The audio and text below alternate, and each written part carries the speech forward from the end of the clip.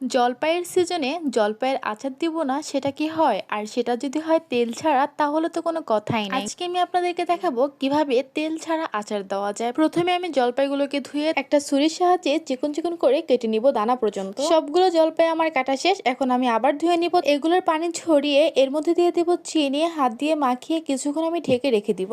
এখন আমি একটি কড়াইতে তেল ছাড়া মরিচ আর পাঁচফোড়ন ভেজে ব্লেন্ডারের সাহায্যে গুঁড়ো করে নিব। আচারের জন্য এই পাঁচফোড়ন কিন্তু অনেক বেশি ইম্পর্টেন্ট। এরপর আমি রসুনের খোসা ছাড়িয়ে নিলাম। এখন আমি চিনি মাখানো জলপাইগুলো চুলায় দিয়ে দিব।